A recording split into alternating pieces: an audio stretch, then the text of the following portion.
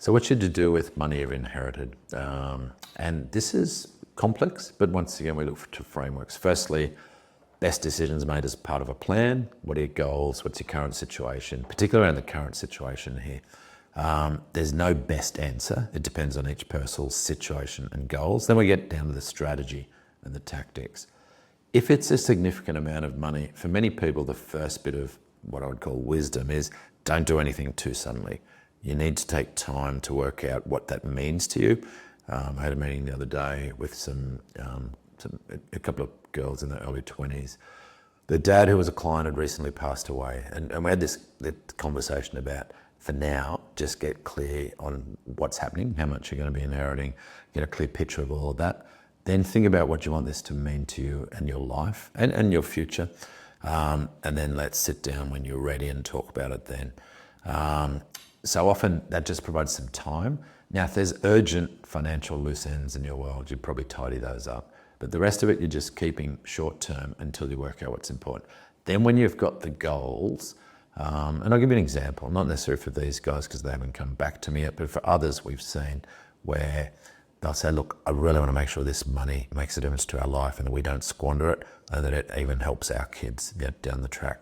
So they've identified that that's in the long-term pot. Now they also might say, but we want to enjoy this. I know mum or dad or both would have wanted us to make the most of this without squandering. So we've got this mix of lifestyle now versus lifestyle later and legacy later. So they're the factors that are going into play. There's a lot of good financial things you can do with it. If it's long-term, all the principles we talk about, long-term investing in the right structures, whether that's superannuation, paying off non-tax deductible debt. So we go through all the bits. So there's no one way, but the best thing to do is to be strategic. So planning through this, think about what it means to you. Think about what you want it to mean to the legacy of the person that's got it. And then you can start to plan about the exact tactics, whether that's paying off the mortgage, good to do. Whether it's putting money into super, good to do. Whether it's buying investment property, good to do. And the answer for this will obviously depend dramatically on where you are. You know, some youngsters in their 20s is very different from someone who's 2 years away from retirement. So that's where that context and the real planning becomes so important. If you need help, get good advice and don't rush into anything.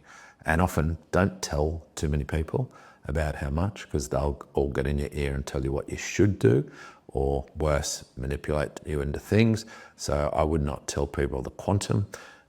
We've seen the story of lottery winners. We saw a horrendous story through a friend of mine who's an advisor of a lady who won $10 million in the lottery. And within the week, all her adult children, 4 adult children, had quit their jobs, fully expecting that they were going to get a massive handout.